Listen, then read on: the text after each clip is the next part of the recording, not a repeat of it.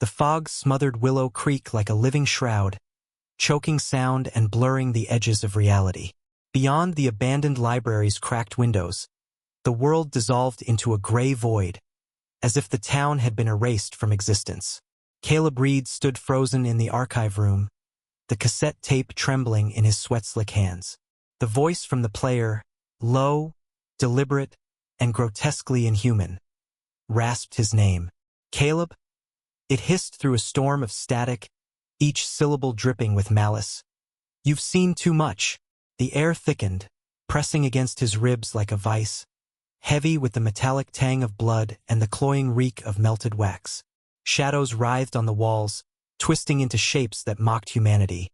Hands with too many fingers, clawing at the air. Eyes that blinked in the dark, unblinking and unyielding. Mouths that gaped in silent screams. The tape player's gears ground like gnashing teeth, the voice rising to a guttural wail that tore at his mind. The door slammed shut with a thunderous crack, the lock clicking with a finality that echoed like a gunshot. Caleb's breath caught, his pulse a frantic drumbeat. From the shadows, a figure emerged, its face a void of darkness, clutching a blade that pulsed with a sickly red glow as if forged from blood itself. The air hummed, a low, bone-deep vibration that seemed to come from the earth. Behind the figure, an altar loomed, jagged stones arranged in a circle, stained with dark, glistening patches that seemed to writhe. Caleb's scream was swallowed by the fog as the figure raised the knife, its ember-like eyes boring into him. The altar pulsed, its rhythm matching his heartbeat, hungry for its next offering. Caleb Reed was a man haunted by questions he couldn't let go. At 32, he'd carved out a modest following on YouTube as Reed Seeker, an amateur sleuth chasing cold cases and forgotten mysteries. His wiry frame, perpetually disheveled black hair, and piercing green eyes gave him the look of someone who'd seen too much yet couldn't stop looking. His 50,000 subscribers weren't drawn by polished production but by his raw intensity, his need to uncover truths others buried. Raised in Portland, Caleb grew up on his grandmother Lila's stories of Willow Creek, a dying logging town in Oregon where she'd lived until 1975. Her tales were laced with warnings, the land there's got a hunger, Caleb. It takes what it wants. He dismissed them as superstition until her death 5 years ago when he found her journal among her belongings. Its pages were filled with sketches of strange symbols, spirals, jagged lines, shapes that hurt to look at, and cryptic notes about the 1973 murder of Evelyn Marsh. The final entry, written in a trembling hand, read, "Evelyn knew too much. I should have helped her. God forgive me." The guilt in those words became Caleb's own, driving him to Willow Creek. This wasn't just a case, it was a debt to his grandmother, a chance to redeem her silence. Evelyn Marsh, a 24-year-old schoolteacher, was found dead in her cottage, her heart carved out and placed on a crude altar of candles, bones, and symbols etched in blood. The police called it a ritual killing, but no one was charged, and the case faded into legend, a ghost story to scare children. Caleb's grandmother had known Evelyn, had taught alongside her at the town school. Lila's journal hinted at a darker truth. Evelyn had been asking questions about the choir, a group of townsfolk rumored to gather in the woods, their chants echoing on foggy nights. Caleb wasn't here for ghost stories. He wanted answers, not just for his channel but for the woman who'd raised him. Willow Creek was a husk, its main street a graveyard of boarded-up shops and sagging houses, their windows dark like empty eyes. The fog was relentless, slithering through the pines, curling around ankles like a predator sizing up its prey. Caleb arrived on a rainy October evening, his camera bag slung over his shoulder, his battered van parked at the town's edge. The Willow Creek Inn, a squat building with peeling paint and a flickering neon sign, was the only place open. Inside, the air reeked of mildew and despair, the lobby dim under a single buzzing bulb. The innkeeper, Martha Gaines, was a wiry woman in her late 60s, her gray hair scraped into a tight bun, her pale blue eyes darting like a trapped animal's. Her hands, gnarled from years of work, trembled as she slid the key to room 7 across the counter. Deep lines etched her face, and her voice carried a tremor as if she were always listening for something just out of earshot. "Don't go poking around the old library," she warned, her voice low and sharp like a blade catching light. "Some things are best left alone." Caleb flashed a disarming smile, a reflex honed from years of charming skeptics. "I'm here for the truth, not trouble." Martha's lips pressed into a bloodless line, her gaze flicking to the fog pressing against the windows. "Truth's a dangerous thing in Willow Creek. It don't like being found." Her fingers lingered on the counter, as if reluctant to let go of the key, her eyes searching his face for something, recognition, perhaps, or defiance. Martha had lived in Willow Creek her whole life, born to a family of loggers who'd weathered the town's decline.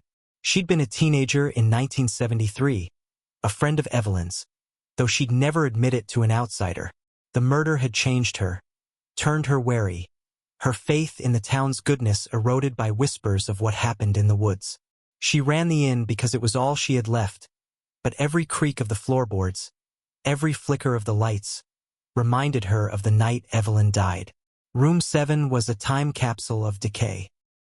Faded floral wallpaper curling at the seams, floorboards that groaned like they were in pain, a single bulb swaying overhead, casting jagged shadows across a lumpy bed, and a dresser scarred with cigarette burns. Caleb set up his camera, the ritual grounding him against the unease gnawing at his gut.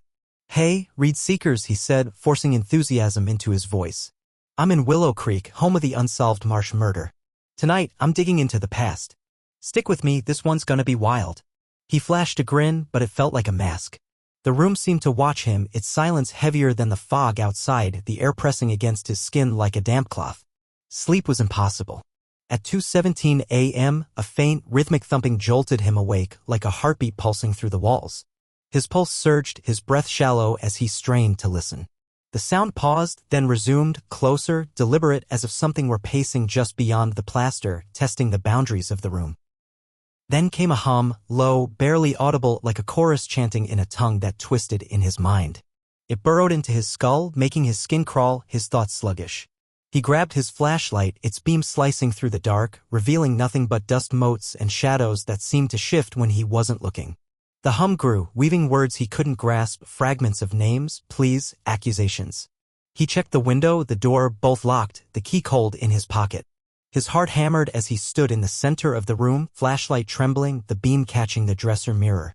For a split second, his reflection wasn't his own, his eyes were black voids, his mouth twisted into a grin he didn't make.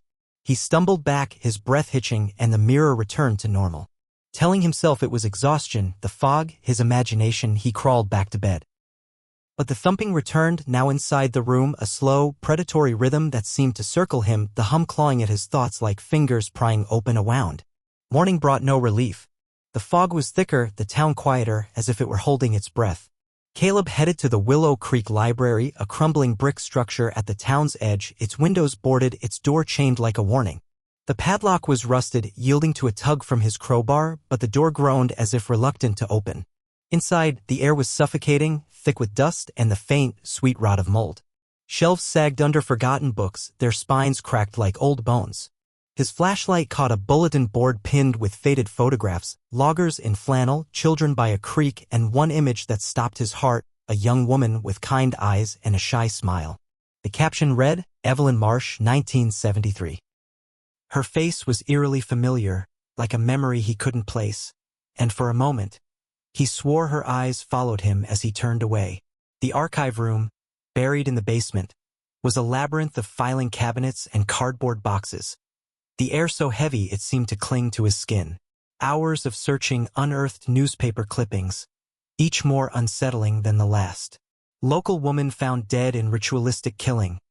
One blared, detailing the altar, the candles, the heart placed like an offering.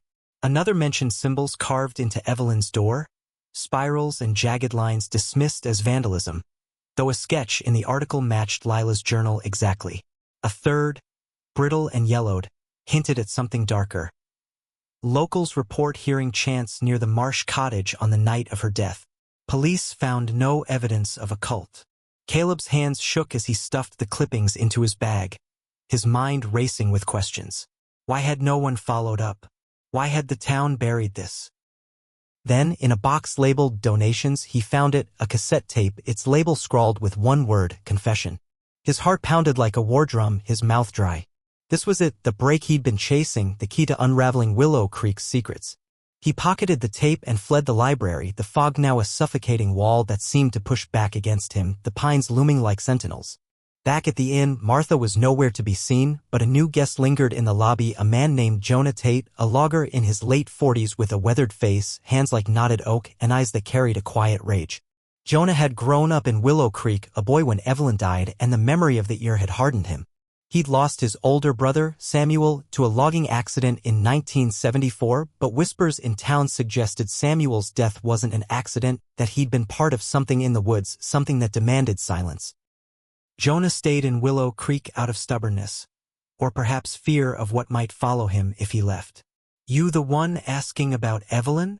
Jonah's voice was a low growl, his gaze pinning Caleb like a specimen. Caleb nodded, wary, his hand tightening on his bag. "You knew her? Knew of her?" Jonah said, spitting the words like venom. "She was trouble, always poking her nose where it didn't belong. You're the same, ain't you?" His fingers twitched as if itching for a fight, and Caleb noticed a faint scar on his knuckles. A spiral, like the ones in Lila's journal. "I'm just looking for answers," Caleb said, keeping his tone even, though his pulse quickened. Jonah's laugh was cold, like breaking ice. "Answers'll get you killed, boy. Leave it be." He turned away, but not before Caleb caught a flicker of fear in his eyes, as if Jonah knew exactly what answers Caleb might find. In the lobby, another figure watched from the shadows. Clara Voss, a reclusive woman in her 50s who cleaned the inn and rarely spoke. Her gaunt frame and hollow cheeks made her look like she was fading into the fog herself. Clara had been Evelyn's student, one of the last to see her alive, and though she never spoke of it, her nervous tics, fingers twisting her apron, eyes darting to the windows, suggested she carried the weight of that night. She avoided Caleb's gaze, slipping into the kitchen, but not before whispering to herself, "Not again. Not another one." That night, in room 7, Caleb set up his tape player, his camera rolling to capture every second. His hands shook as he pressed play, the tape crackling to life. A voice, low, gravelly, deliberate, filled the room, each word heavy with intent. "This is for those who listen. My name doesn't matter. What matters is what I did." Caleb leaned closer, his breath hitching, his skin prickling as if the room were shrinking around him. The voice described Evelyn's murder with chilling precision. The weight of the knife, the chill of the altar, the symbols drawn in her blood, still warm. "She was chosen," it said, "to feed the hunger. Willow Creek is built on it. The land demands a heart, and we give it one." The tape warped, the voice splintering into something less human, layered with whispers that seemed to slither from the walls, the ceiling, the floor. Caleb's name echoed through the static. Though he hadn't spoken, each syllable a needle in his spine. He jabbed the stop button, his hands trembling, but the hum persisted, vibrating in his chest like a second heartbeat. The room grew colder, his breath clouding in the air, the bulb overhead flickering like a dying star.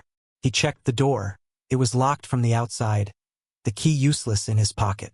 Panic clawed at his throat, his mind racing with images of Evelyn, her heart on that altar, her eyes wide with betrayal. He grabbed his crowbar and attacked the door, each strike reverberating through the room, but the wood held firm as if sealed by something beyond physics. The hum became words, oozing into his mind like oil. "You've seen too much. Stay. Feed us." Shadows stirred in the corners, forming shapes, hands with too many joints, clawing at the air, eyes that blinked in the dark, unblinking and unyielding, faces that weren't faces, twisting into grins that weren't human. Caleb spun, his flashlight beam slicing through the dark, catching the dresser mirror. His reflection was wrong, his eyes black voids, his mouth stretched into a rictus grin he didn't make. He smashed the mirror with the crowbar, glass shattering like a scream, but the hum only grew louder, the words clearer. "You belong to us now." His knees buckled, the air so thick he could barely breathe, the fog seeping through the window cracks, curling around his ankles like tendrils. Desperate, Caleb fled to the library at dawn, the tape burning a hole in his pocket. The fog was a living thing now, pressing against him, whispering his name. In the archive room, he found a journal tucked behind a cabinet, its leather cover etched with the same symbols from the clippings. It belonged to Amos Crane, Willow Creek's pastor in 1973, a man revered until the murder broke him. The entries detailed his obsession with appeasing the land, a ritual passed down through generations of the town's founders. "The heart must be given willingly," Amos wrote, "or the hunger grows. It speaks to me in the fog," in the choir's song. The final entry, dated the night of Evelyn's murder, read, "She refused. I had no choice. The choir will sing again." A loose page held a map of Willow Creek, a spot marked in the woods, the altar. Caleb's stomach twisted. The choir, the hum he'd heard, the voices that haunted his sleep. He knew where he had to go, though every instinct screamed to run. The woods were a labyrinth of gnarled pines. The fog so dense he could barely see his own hands. His flashlight flickered, its beam swallowed by the gray. The hum grew louder, guiding him like a siren's call, each step heavier, as if the ground were pulling him down. The altar was a circle of stones in a clearing, stained with dark patches that glistened like fresh blood. At its center was a crude wooden table, carved with symbols that pulsed faintly, alive. Bones, small, delicate, unmistakably human, were scattered around it, some fresh, some ancient. Caleb's camera shook as he recorded, his voice trembling. This is it. This is where it happened. The hum was deafening now, a chorus of voices chanting in a language that twisted his thoughts, urging him to kneel, to offer himself. He turned to leave, but the fog thickened, the trees shifting, trapping him in the clearing. The tape player in his bag whirred to life on its own, the voice laughing, cold and cruel. You found us, Caleb. The ground trembled, the altar's pulse matching his own, the air so heavy it crushed his lungs. Shadows coalesced into figures, hooded, faceless, their hands clutching blades that gleamed red, their eyes glowing like embers. The voice spoke again, not from the tape but from everywhere. The land is hungry. Give it your heart. Caleb ran, branches tearing at his skin, the fog choking his lungs. His flashlight died, plunging him into darkness. He tripped, falling hard, the tape player skidding across the ground. It played on, the voice a scream. You can't leave. The figures closed in, their blades raised, their faces hidden but their presence suffocating.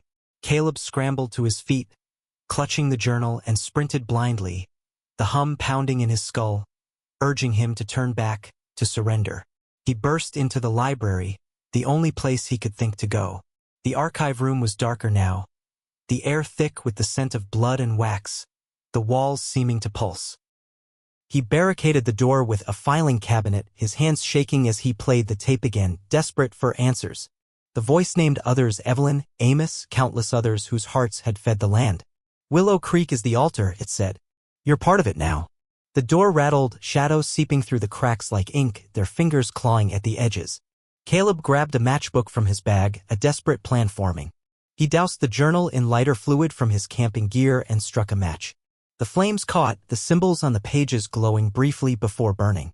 The hum faltered, the shadows recoiling, shrieking in a language that wasn't human. Caleb stood in the archive room, the cassette tape trembling in his hands as the voice screamed his name. The shadows formed hands, eyes, blades closing in, their forms more solid now, their blades dripping with something that wasn't blood but moved like it. He lit another match, his last, and dropped it onto the tape player.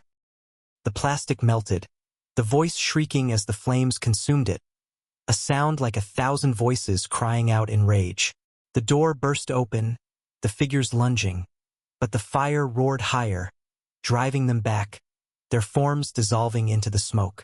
Caleb ran, the library burning behind him, the hum fading to a whisper, the fog parting just enough to let him through.